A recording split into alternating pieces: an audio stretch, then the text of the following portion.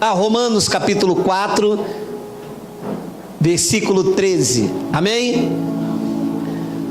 Porque a promessa de que havia de ser o herdeiro do mundo não foi feito pela lei a Abraão ou a sua posteridade, mas pela justiça da fé. 14. Porque se os que são da lei são herdeiros, logo a fé é vã e a promessa aniquilada. Vamos fazer uma breve oração ao fundo da nossa abençoada irmã Fabi. Senhor, que honra, que privilégio servir-te no ministério do Espírito. Amém. Aonde toda honra e toda glória te pertence, aonde não há intervenção humana, aonde não é o braço da nossa carne, mas é o segundo o teu querer e o teu realizar. Nesta manhã eu te peço que tu vá nos conduzindo pelo teu Espírito, nos guiando em toda a verdade que será revelada, e esta verdade em nós nos libertará. Este é o intuito, este é o propósito, e eu te peço uma vez mais, que tu me uses para a glória de Deus, e todo o povo de Deus diga amém. Amém. Obrigado, Fabi. Glória a Deus, glória a Deus. O tema da nossa mensagem é um tema conflitante. O tema é: a fé com obras é morta. E eu vou repetir: a fé com obras é morta. Durante muitos anos, a tradição evangélica se prevaleceu de um versículo, e em cima deste versículo ela reforçou a sua teologia sacrificial. A tradição evangélica se utilizou do que Tiago disse, que a fé sem obras é morta, e gerou-se então na mente das pessoas que elas deveriam ter uma vida sacrificial. E eu protesto, porque a fé, se ela tiver obras, ela está morta. E eu vou lhe pedir que você abra o seu coração, porque o que você vai ouvir vai mudar a sua vida. Mas é preciso que você não venha com o coração fechado. É necessário que você abra o coração para a revelação da graça de Deus, e ela te saltará aos olhos e te libertará do sistema religioso. Esta é uma manhã das grandezas de Deus. Esta é uma manhã da revelação da graça de Deus. Esta é uma manhã do novo pacto. E olha o que disse o apóstolo Paulo, que é o apóstolo dos gentios.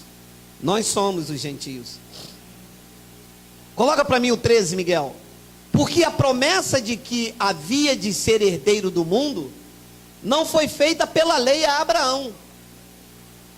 A lei a que se refere aqui é a lei de Moisés. Não é a lei dos homens, como um dos pastores disse para o Romano. Que quando o Romano disse, nós temos que viver não mais pela lei, ele disse, é verdade. Porque a lei dos homens aí é corrupta. Você não vê, Romano, como é que está o Estado? Esta lei não serve mesmo, Romano. Nós temos que viver pela graça. A lei aqui é a lei de Moisés, que está dentro das igrejas, sem o povo saber. Porque os pastores não querem explicar ao povo. Então olha o que Paulo diz. Porque a promessa de que havia de ser herdeiro do mundo não foi feita pela lei de Abraão ou a sua posteridade, mas foi feita pela justiça da fé. 14, preste atenção. O que diz esta palavra? Porque se os que são da lei são herdeiros, a fé é o quê? Vã. E a promessa feita está aniquilada, é nula. Ora, se eu estou envolvido com a lei de Moisés, e se a lei de Moisés está inserida na minha vida, a fé é vã. Ora, se a fé é vã, a fé é morta. E é por isso que eu protesto e digo que se a fé tiver obras da lei, é uma fé que está morta. Diante de Deus não vale nada. E a fé que vem acompanhada com uma promessa de ser herdeiro do mundo, diz que esta promessa também está aniquilada, se tiver obras da lei. Mas Paulo diz algo no versículo de número 15: porque a lei opera a ira. Agora, onde não há lei, também não há transgressão. Tem o 16? Portanto, é pela fé para que seja segundo a graça, a fim de que a promessa seja firme a toda a posteridade, não somente a que é da lei, mas também a que é da fé, que teve Abraão, o qual é todos nós. Então é pela fé para que seja segundo a graça, não é pelas obras. Ora, para que seja segundo a graça, não pode ser pelas obras. É claro, está claro para os senhores? Porque é isso que diz o apóstolo. Portanto, é pela fé para que seja segundo a graça, não é pelas obras. Olha o que ele diz, Romanos 11:6. Mas se é por graça, já não é pelas obras. Mano, ou é graça ou é obra. E a igreja quer fazer uma obra que Deus não aprova. A igreja quer salvar quem Deus rejeitou, e a igreja quer rejeitar quem Deus acolheu. São obras desnecessárias. Mas se é por graça, já não é pelas obras. De outra maneira, a graça já não é graça. Se porém é pelas obras, já não é mais graça. De outra maneira, a obra já não é obra. O meu amado, ou é graça, e nós estamos vivendo no tempo da graça, ou é obra. Pastor, mas a igreja não tem que fazer obra? Não. A igreja tem que andar nas obras que Deus preparou de antemão, e só descobre isso quando o evangelho chega na sua vida. Se você fizer alguma coisa da sua carne, chama-se obra. Deus não recebe. Ué, mas eu aprendi a vida inteira que a fé sem obras é morta. Então aprendeu errado. Porque quem disse isso foi Tiago. E as pessoas têm a infelicidade de achar que isso aqui caiu do céu. Só que este livro não caiu do céu. Este livro passou por épocas, este livro passou por nações. Houve escritores que escreveram só para os judeus, houve pessoas que escreveram só para os gentios, e tem que saber separar isso. Então, se pega tudo que está aqui e aplica na minha vida, não é assim. Eu tenho que saber para quem esse escritor está escrevendo, se isso se aplica para mim nos dias de hoje. Porque o que eu vejo aí é um povo gentio sendo judaizante, um povo que deveria viver de uma forma e está vivendo de outra. Mas foi esse o embate de Paulo quando ele chegou em Jerusalém e viu Pedro que era o apóstolo da circuncisão da lei, das obras, tentando fazer com que os gentios fossem judeus. E Paulo repreendeu na frente de todo mundo. E Paulo disse: Pedro, como sendo tu judeus, querem obrigar os gentios a viver como os judeus? Os pastores querem obrigar nós, gentios, a viver como judeus. Mas eu não tenho que viver como judeu. Eu não tenho que usar quipá. Eu não tenho que colocar candelabro. Eu não tenho que colocar bandeira de Israel. Se eu colocasse uma bandeira aqui, não seria nem a do Brasil, porque o Brasil não é a minha pátria. A minha pátria é a celestial. Então, não pode ser por obras. Quem veio com esse assunto de que a fé sem obras é morta, foi Tiago. E Tiago não escreveu para a igreja. Coloca aí Tiago, capítulo 1, versículo 1. Tiago, servo de Deus e do Senhor Jesus Cristo, as 12 tribos que andam dispersas. Saúde. Tiago está escrevendo para a igreja ou está escrevendo para as 12 tribos? Para 12 tribos. Quem faz parte das 12 tribos de Israel, diga: Abba, Pai. Ninguém. Não, antes que alguém responde, meu irmão. Antes que alguém responde. Responde aí na internet, não.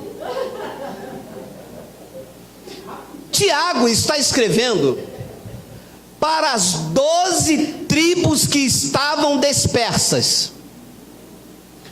Ora, e eu tenho falado isso reiteradas vezes, e vou falar mais uma vez. Se eu escrever uma carta para minha esposa dizendo: minha esposa, hoje eu quero comer mocotó, saúde, um abraço, beijo, fui, tchau. Essa carta cai na sua mão, se aplica a algum dos senhores? Não. Eu não estou pedindo nada a você. Essa carta é para minha esposa. Você pode olhar e falar: caramba, olha lá, hein? Olha ele, por isso que ele está pançudo, ele come mocotó lá. É o que está acontecendo aqui, gente. Tiago não está escrevendo para a igreja. Tiago está escrevendo para quem vivia nas 12 tribos. O conteúdo desta carta se aplica aos judeus. Então Tiago escreveu aos judeus o seguinte assunto que os pastores aplicam na igreja. Olha lá, Tiago capítulo 2. Meus irmãos quem? Os gentios? Meus irmãos quem? Quem andavam nas 12 tribos dispersas. Meus irmãos, que aproveita se alguém disser que tem fé e não tiver as obras? Porventura a fé pode salvá-lo? Você imagina um pregador falar isso para mim? O que ele está querendo dizer aqui, meus amados, é que eu só vou ser salvo se eu tiver alguma obra sacrificial, se eu jejuar, se eu dar o dízimo, porque os judeus faziam isso. Olha a pergunta, se um pregador desse é confiável hoje na graça de Deus.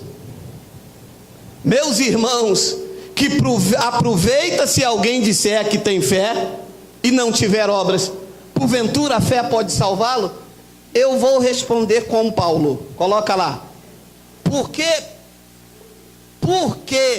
pela graça sois salvos, por meio da fé, e isso não vem de vós, é dom de Deus. 99999 não vem das obras, Tiago, para que ninguém se glorie. Não vem das obras. É que Tiago não conhece a revelação da graça.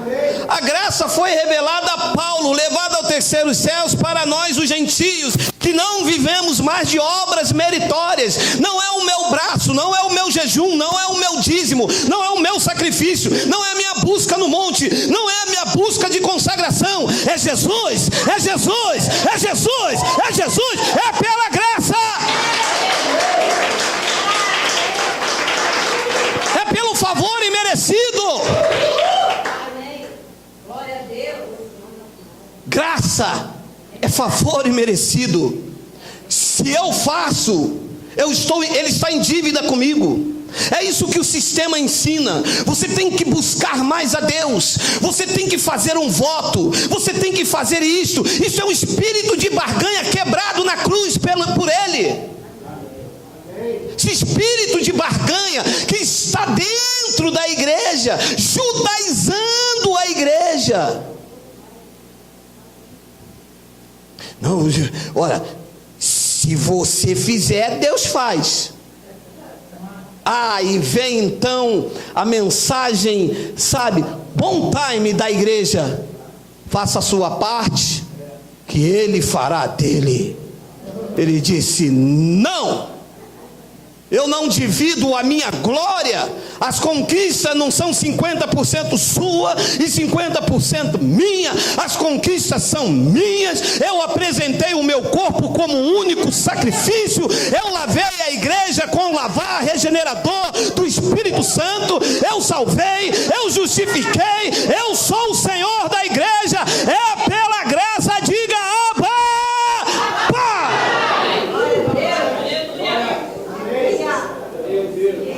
se Ele divide a sua glória, se eu tive que fazer 50%, eu estava morto, minha irmã, nos meus pecados e nos meus delitos. Eu não tinha como buscá-lo, ninguém entendia, ninguém buscava, não havia um justo, nenhum sequer, e Ele mesmo foi a minha direção, deixou 99 no aprisco e foi atrás de você, até te encontrar. Ele venceu, o Rei está vivo.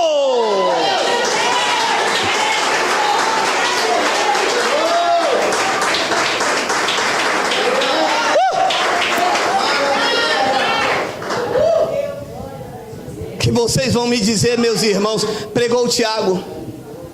O que vocês vão me dizer, meus irmãos, se alguém tem fé e não tem obras? Se nós temos fé, Tiago, nós temos fé para acreditar, Tiago, que com uma única oferta Ele nos aperfeiçoou para sempre. Nós temos fé, Tiago, para acreditar que da palma da mão do Pai ninguém nos arrebata. Nós temos fé para acreditar que Ele imprimiu na mente, no nosso coração, as suas leis. É por graça, Tiago, não é por aquilo que eu faço, é por aquilo que Ele já fez na cruz do Calvário.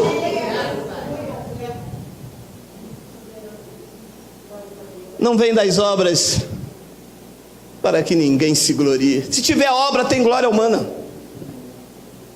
O que se vê aí nos chamados altares são glória humana. E quem vai pregar hoje? Pastor Godofredo. Pastor Godofredo, fogo puro. Você conhece como Godofredo, eu conheço como canela de fogo, unção do coice. Hoje eu não perco. Porque ele foi ao monte, está no azeite. Meu amado, ele pode ser a própria fábrica do azeite galo extra virgem. Se não for o Espírito Santo a falar, nada. Ele pode vir com um barril de 5.000 litros nas costas dele, cheio de azeite. Se o Espírito Santo não falar pela boca dele, vidas não são transformadas. Se ele não estiver em linha com a palavra da graça de Deus, o Espírito Santo não transforma. A igreja não está aí transformada, a igreja está aí humilhada, a igreja está aí enganada, a igreja está aí com homens que não pastoreiam, falseiam.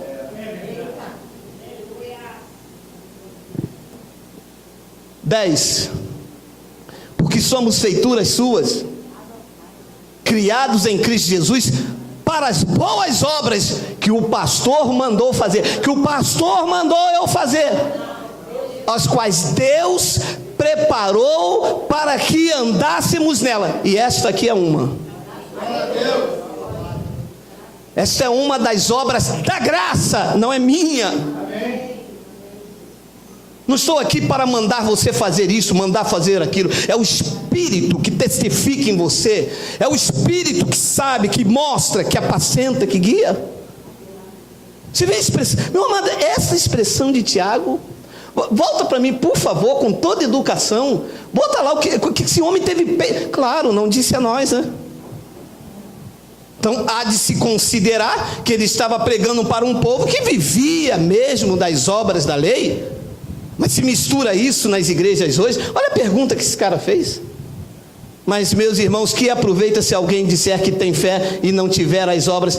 Porventura a fé pode salvá-lo? A fé salva ou não salva? Salva. Já salvou. Então, se tiver obras, traz glória humana, obras meritórias. A igreja aí fora da revelação da graça de Deus, vive de obras meritórias. E quando passa um aperto, a primeira coisa é colocar Deus dentro de um quarto escuro, virado na parede, e falar: e aí, Deus, não mandou fazer prova de você? Eu dou dízimo, e agora? Como é que fica? Sou tua serva, Jeová.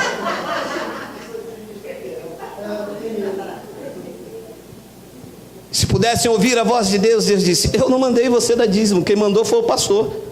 Porque essa pressão que você está me colocando na parede está em Malaquias, e Malaquias não está pregando para a igreja, e Malaquias está pregando para os judeus. Eram os sacerdotes que estavam roubando a Deus, e Deus está dando uma sentença contra os sacerdotes lá em Israel. E nós não estamos de Israel, nós não somos como Moisés, nós somos gentios, debaixo da graça de Deus. Esta palavra não se aplica a nós, e quando passa um aperto, querem fazer prova de Deus. Deus não se deixa a esse ridículo, meu amado.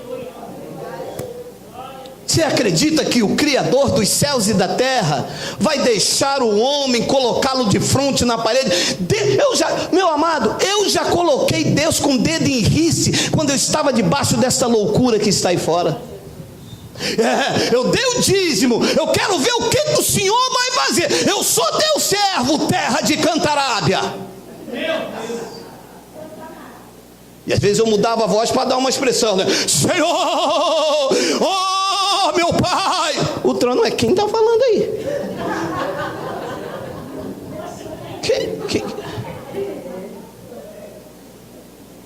Hoje, se o pão não vir, meu irmão, glória a Deus. Se o pão vir, glória a Deus também. Você acha que eu vou encostar o meu rei?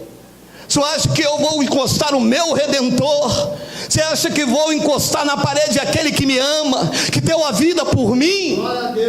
Por falta de uma carência financeira, por falta de uma carência afetiva, Ele é meu rei, Ele é meu Senhor.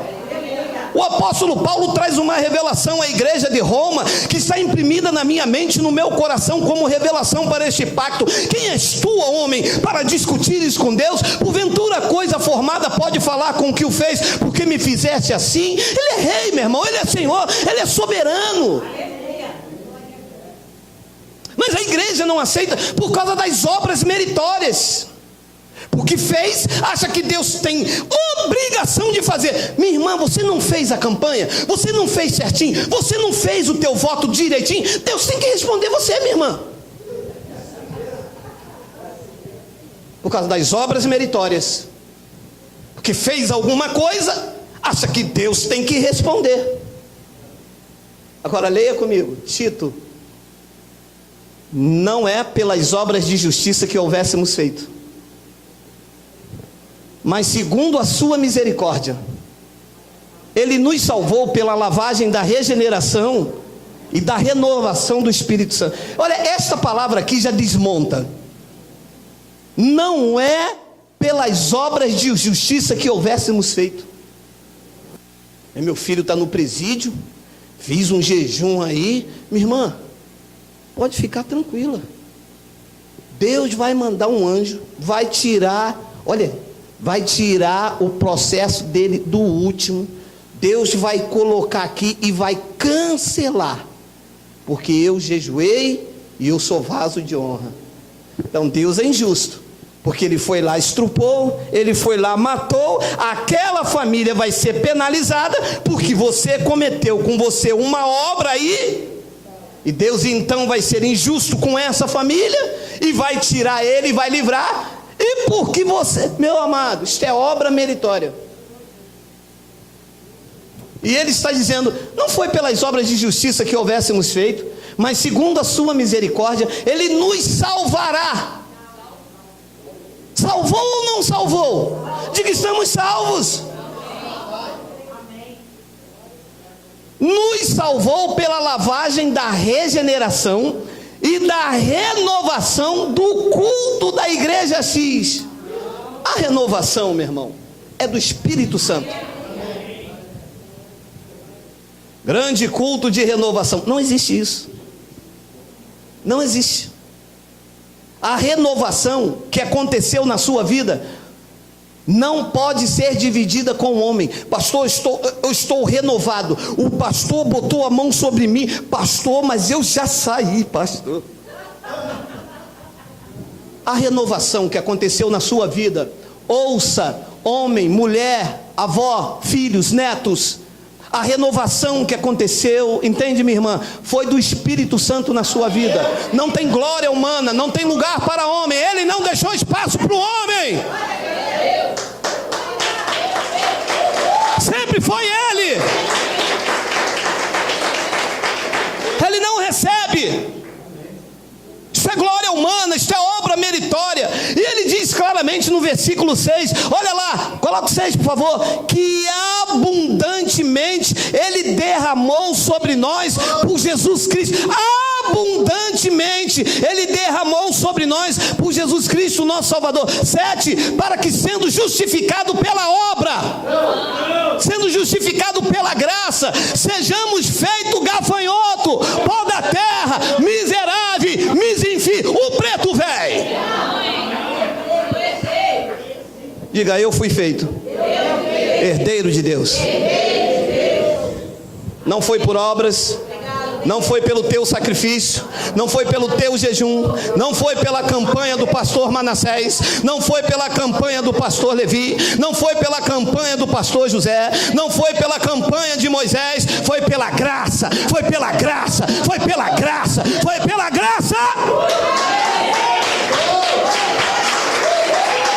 Para que sendo justificado pela sua graça, sejamos feitos herdeiros segundo a esperança da vida eterna. 8, fiel é a palavra.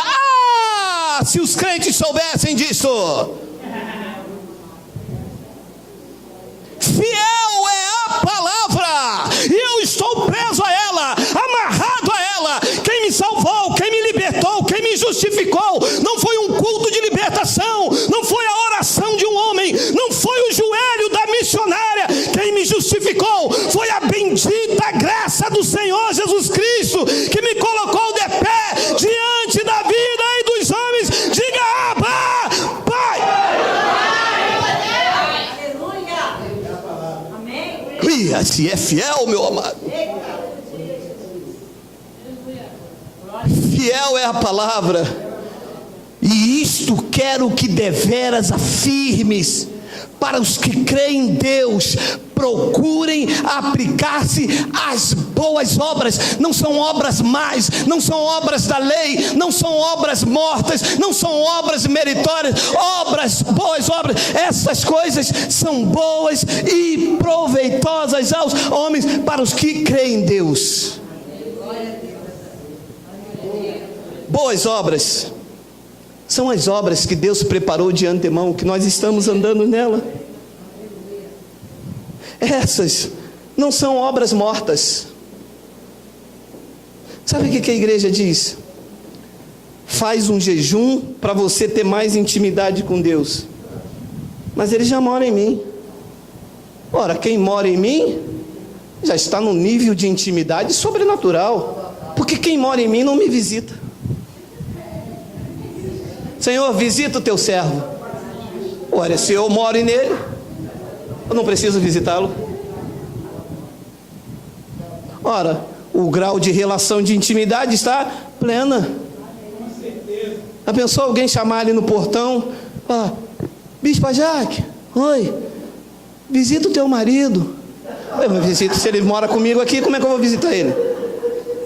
A não ser que ele esteja lá no hospital e alguém diga para ela, visita o seu marido no hospital. Mas o meu marido, que mora em mim, não está doente, é o dono da cura. Não está ausente, Ele está presente. Não está longe, não está distante, não está longe de mim. Ele não está lá no monte como se eu religiosamente tivesse que ir buscá-lo. Ele não está distante se eu tivesse que tateá-lo. Ele mora em mim, Ele habita em mim. Eu sou templo do seu Espírito, e quem habita em mim não precisa me visitar. É presença constante, diária,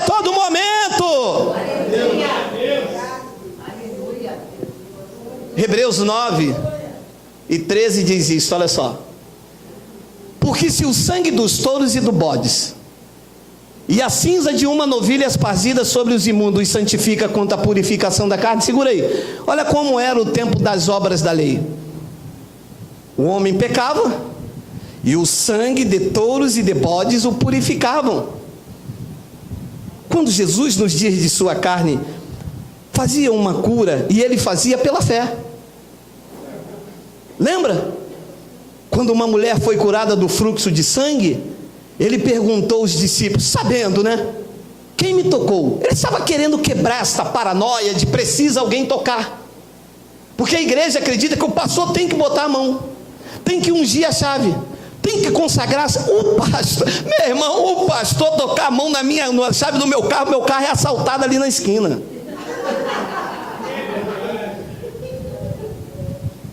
E eles estavam lá e alguém tocou em Jesus no meio daquela multidão.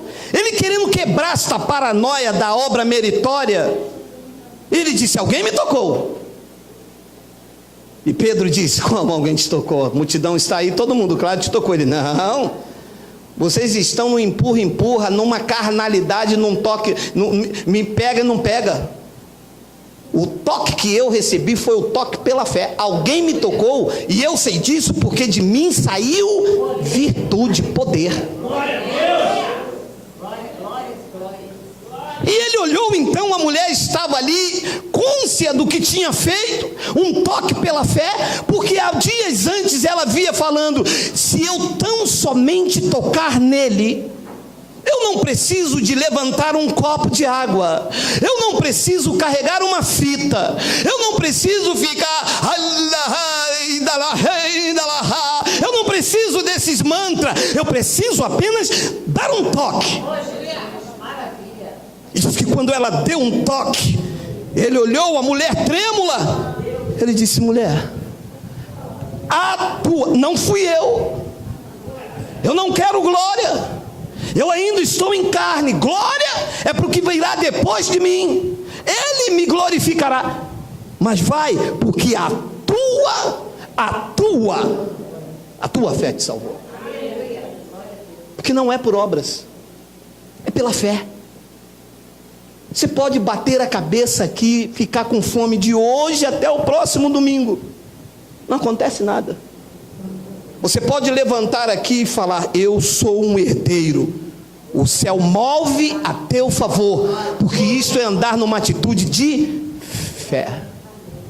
Então ele disse, porque se o sangue dos touros e bodes e a cinza de uma novilha apazida sobre os imundos os santifica quanto à purificação da carne. 14, quanto mais o sangue de Cristo, que pelo Espírito eterno se ofereceu a si mesmo, imaculado a Deus, purificará as vossas consciências das obras mortas, para servirdes ao Deus vivo, purificando a vossa consciência de obras mortas. O que é uma obra morta? É algo que se faz hoje na igreja, que perante o sacrifício absoluto de Cristo, não tem mais valor, porque Ele já fez na cruz. Eu vou fazer um jejum, para Deus ficar perto de mim, Ele já nos reconciliou na cruz. Eu vou fazer um jejum, para ter poder. Na cruz do Calvário, a palavra veio até nós, e Paulo pregou em Roma, que o evangelho é o poder não é pular, não é saltar, não é rodar, não é ir o monte. O poder é quando se acredita no evangelho. Então são obras mortas. Está fazendo algo que Cristo já fez, está querendo praticar algo que já não tem mais valor algum neste pacto. E ele sempre tentou quebrar isto, mas o mundo não entende. A igreja lançou uma teologia chamada a teologia da prosperidade, que gera uma barganha com Deus. Toma lá da cá. Se você faz, Deus faz. Se você não faz, Deus não faz. Então Deus fica moldado às suas obras. Mas a irmã quer ter como, se a irmã não buscou? Como é que a irmã quer ir se a irmã quebrou a campanha? A irmã é dizimista? Se a irmã é dizimista, como é que a irmã quer ter vitória? Você quer vitória, minha irmã? Vai chorando, geme e chora.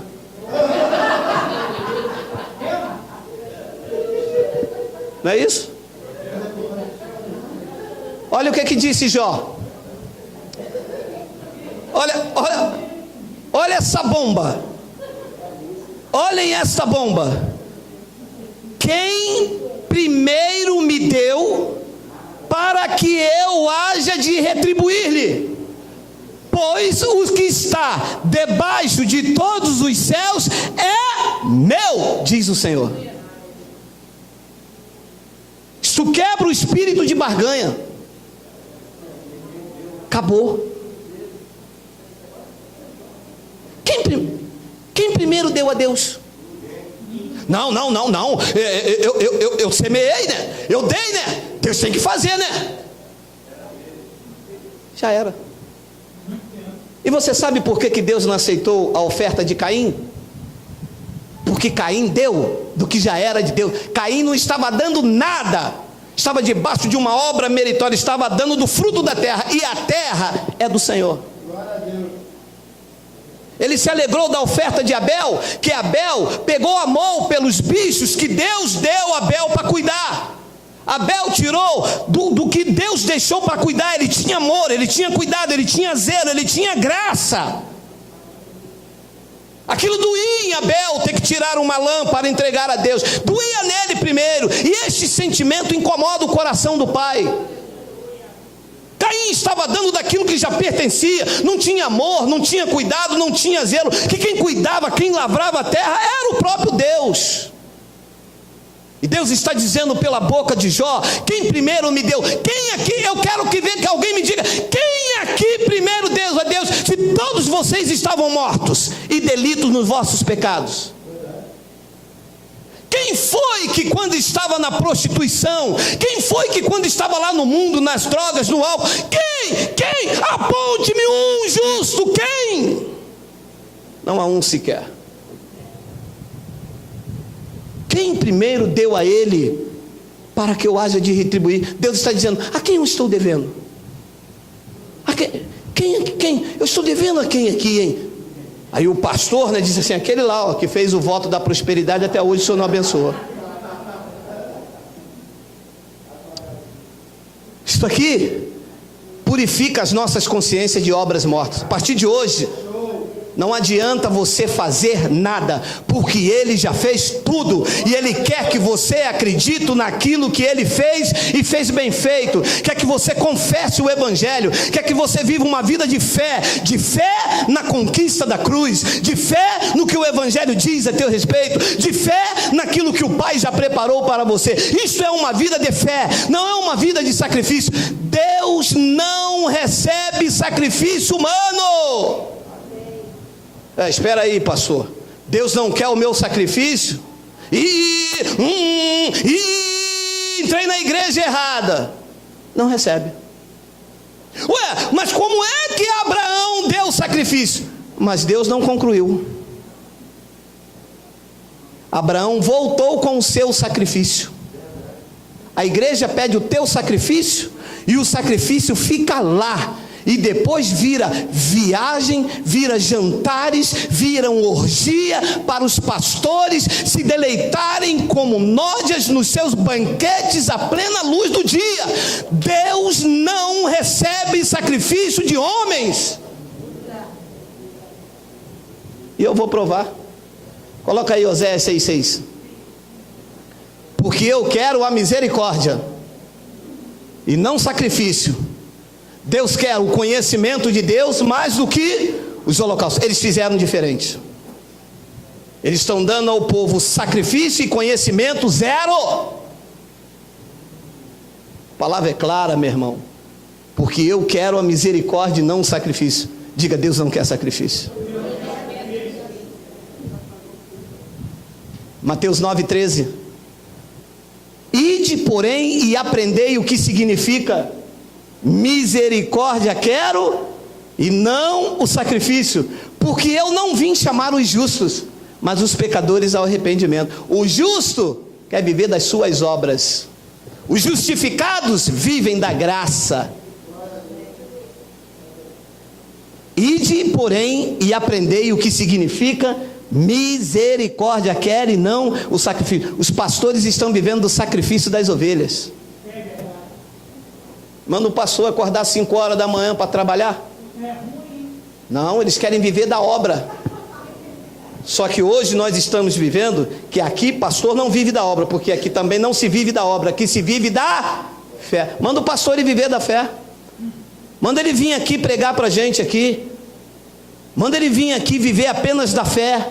Acordar semana que vem com uma conta para pagar, não ser pesado aos irmãos, não explorar, não tomar dinheiro e ver Deus abrir portas inimagináveis. Isso é viver da fé. E dando um passo sem saber aonde vai dar. E a cada momento que você vai dando um passo, Deus vai dando, colocando um degrau, colocando outro. Ele chamou Abraão: Abraão, vem para uma terra que eu ainda vou te mostrar. Isso é viver por fé. Quando ele deu um sonho a José, ele não mostrou a José como seria. A cada passo que José dava em direção ao seu sonho, as situações eram contrárias àquilo que José acreditava como revelação de Deus. Mas José vivia pela fé, e a cada passo que algo ia em sua direção, Deus ia abonando a conduta de José. Um dia a mulher de Potifar agarrou José para que ele se deitasse com ela. Se José se deita, era mais um adúltero, mais alguém pervertido. Mas José disse: como eu vou pecar contra o meu Deus? Eu tenho um sonho, eu tenho um foco, e aquele que fez a promessa em mim é fiel. Isso é viver por fé.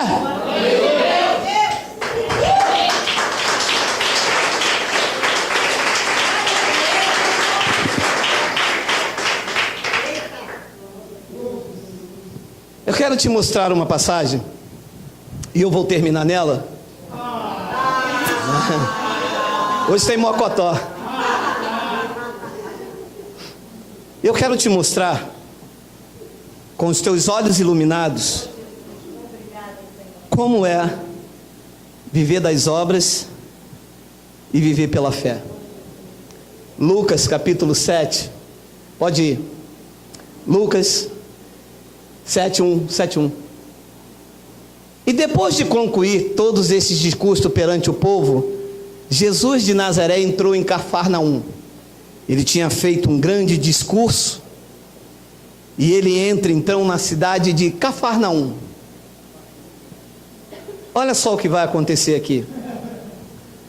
2. E o servo de um certo... Preste atenção, hein? E o servo de um certo centurião, a quem muito estimava, estava doente e moribundo. 3. E quando ouviu falar de Jesus, enviou-lhe uns anciãos dos judeus, rogando-lhe que viesse curar o seu servo. Segura que eu vou explicar, que é lindo isso aqui. Diz então que ele tinha um servo e ele estava moribundo, morrendo. Ele ouviu falar de Jesus. Jesus entrou em Cafarnaum e ele ouviu falar que por meio de Jesus aconteciam muitos milagres. Ele então manda os anciãos dos judeus, aqueles homens que seguiam a lei fervorosamente, aqueles homens que viviam de obras, de sacrifícios. Ele envia estes homens para ir pedir a Jesus para que fosse curar o servo. Olha o versículo 4.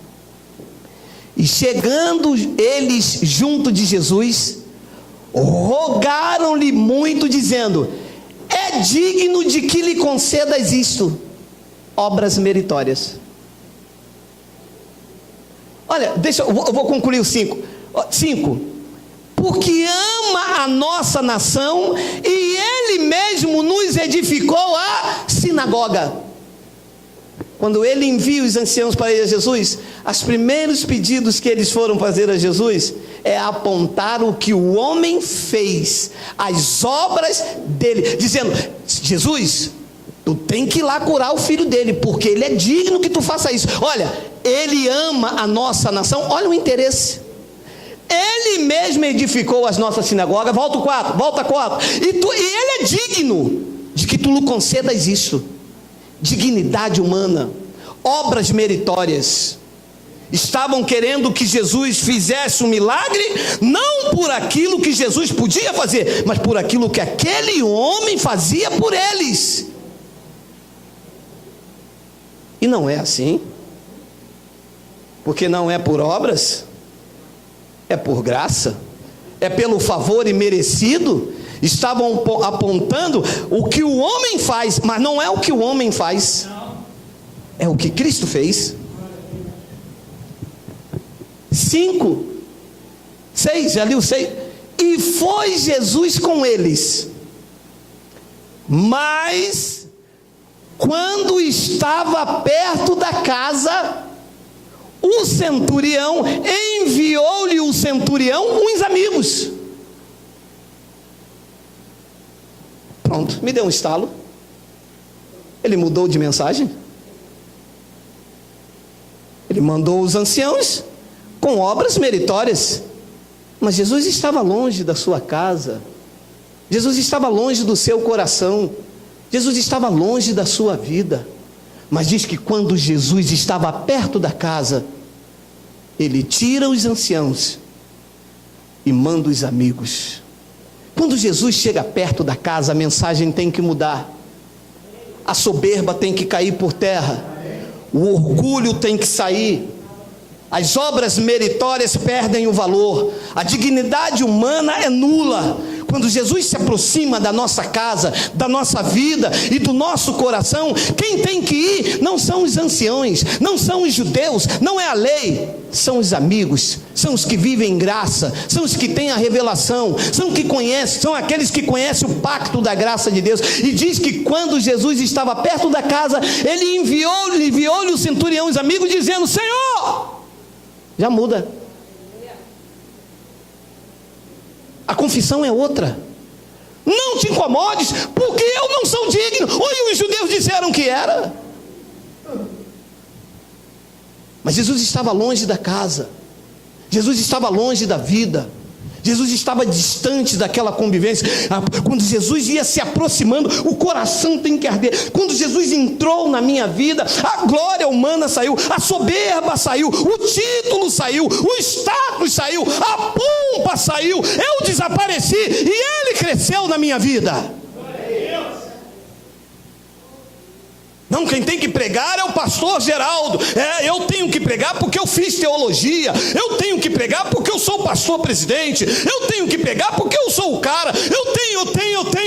Mas e se ele vivia longe de mim? Eu honrava com os lábios, mas o meu coração estava longe dele. Eu queria glória humana. Eu queria ser reconhecido. Eu queria que as pessoas chegassem aos meus pés. Eu queria orar a multidão no final do culto. Mas quando ele chegou na minha vida, quando essa graça maravilhosa dilacerou as entranhas, entrou na divisão da alma e do meu espírito, a mensagem mudou. Eu disse: Senhor, Tu és soberano, é melhor que Tu cresça e que eu diminua.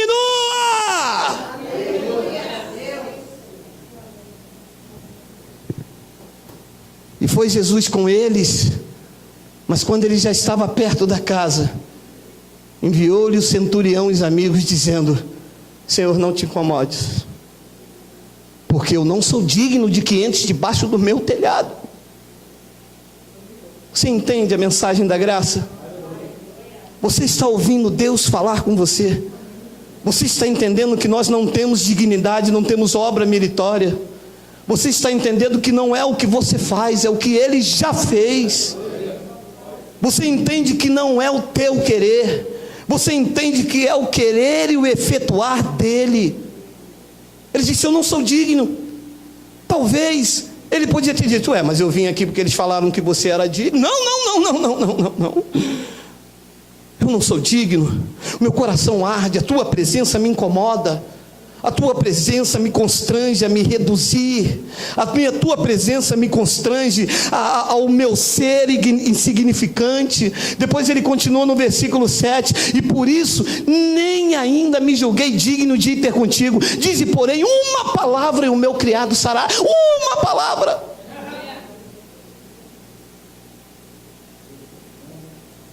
E os pastores escrevem um script inteiro. Você tem que fazer isto, Você tem que dar o dízimo, você tem que se batizar, você não pode usar o brinco, você não pode usar batom, não pode ver Faustão. Não, Faustão não tem que ver mesmo. Você não pode fazer isso, você não pode fazer aquilo. E vai daquele roteiro inteiro de uma falsa santidade, de uma falsa transformação, que só transforma por fora. A fofoca continua a mesma, a língua afiada continua a mesma, a falta de amor ao próximo continua o mesmo, não há mudança interior, não há transformação de espírito, não há vida regenerada, não há uma vida de humildade, é um tapinha nas costas enquanto você pode fazer, quando você não pode fazer é chute, você vale enquanto pesa, é por aí, até que ele chega perto e faz o coração arder, até que ele entra dentro de você e faz te entender o que é graça. Graça não é apenas um conhecimento, não é apenas um fragmento teológico. Graça é a releitura do Espírito que levou Paulo a entender essas coisas no terceiro céus e imprime na tua mente que quanto mais você diminui, ele cresce, e quanto mais ele cresce, ele te revela e vai te revelando, porque são águas que vão fluindo para a vida eterna. É um conhecimento que não acaba, é um caminho sem volta em direção ao santo. Eu não sou digno, Senhor. Mas me disseram que tu eras, e eu vim aqui porque tu é digno. Não. Eu não sou digno que tu entres nem debaixo do meu telhado. Tu és santo demais. Mas eu quero apenas que tu diz uma palavra, sem manobra, sem engano, sem teologia de prosperidade. Uma palavra que tu liberares sobre a minha família esta manhã, a minha família será curada, porque isto é graça. Uma única palavra liberada nesta manhã, o teu filho viverá. Uma única palavra, as portas do desemprego serão fechadas e a porta da oportunidade se abrirá. Uma única palavra liberada do trono da graça, a cura chegará, e ela chega através dos meus lábios. Recebe. Uma única palavra, receba. É graça.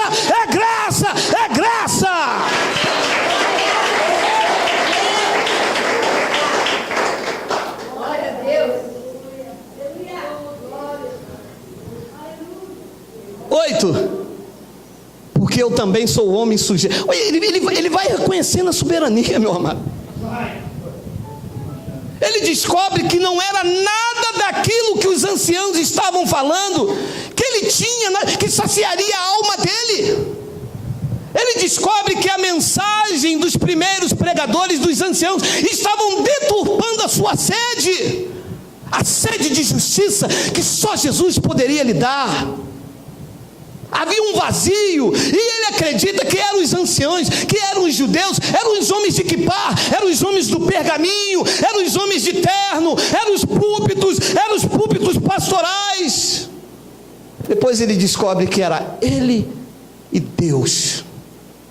Descobre que entre ele e Deus era ele que tinha que reconhecer aquela soberania. Ele muda, ele envia os amigos. Os verdadeiros amigos estão aqui, pensando como você pensa, acreditando como você acredita, guardando a unidade da fé, em um só Senhor, uma só fé, um só batismo, acreditando em um só mover do Espírito, que é tirar os olhos da nossa ignorância, deixando de acreditar na capacidade humana, na obra humana, na dignidade humana, e reconhecendo essa coisa linda que ele reconhece a soberania. Um centurião romano, porque eu também sou um homem sujeito à autoridade e tenho soldados sobre o meu poder, e digo a esse vai e ele vai, e o outro vem e ele vem, e ao meu servo faz isto e ele o faz. 9, e ouvindo isto, Jesus maravilhoso, o homem deixou Jesus maravilhado. Ouvindo isto, Jesus maravilhoso, e voltando-se disse à multidão que o seguia: eu digo-vos que nem nem ainda em Israel tenho achado tanta fé. Este sim, porque não é por obras. Se fosse pelas obras, Jesus ia encontrar ele cheio de pompa. E aí, bate continência para mim. Sabe com quem você está falando? Eu sou o centurião de Roma. Dobre os seus joelhos aqui, beija as minhas mãos. Meu servo está lá dentro, cura ele. É assim que os pastores fazem com Jesus. Pastor muito cheio da unção, com o seu terno Yves Saint Laurent, com o seu perfume da Cachemire Bouquet. E depois do pastor pregar uma palavra poderosa, o pastor cheio da unção, com seu saquinho de óleo de um lado, com seu sangue, com seu vinho aqui, simbolizando o sangue do Cordeiro. Depois do pastor ungido, cheio do poder do Espírito Santo, Jesus é oferecido no final do culto como um saco de laranja ou como meia dúzia de banana. Quem aí quer Jesus? Quem aí quer Jesus? Eu quero. Toma, Jesus, toma.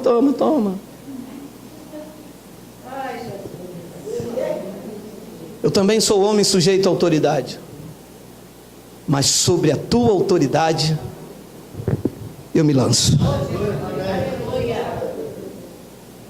Eu sou um centurião romano, mas tu és o general de todas as batalhas. Eu tenho um homem sobre o meu comando, mas sobre o teu comando está a eternidade. Eu quero que tu liberes uma só palavra, e o meu filho viverá. A palavra já foi liberada sobre a tua vida.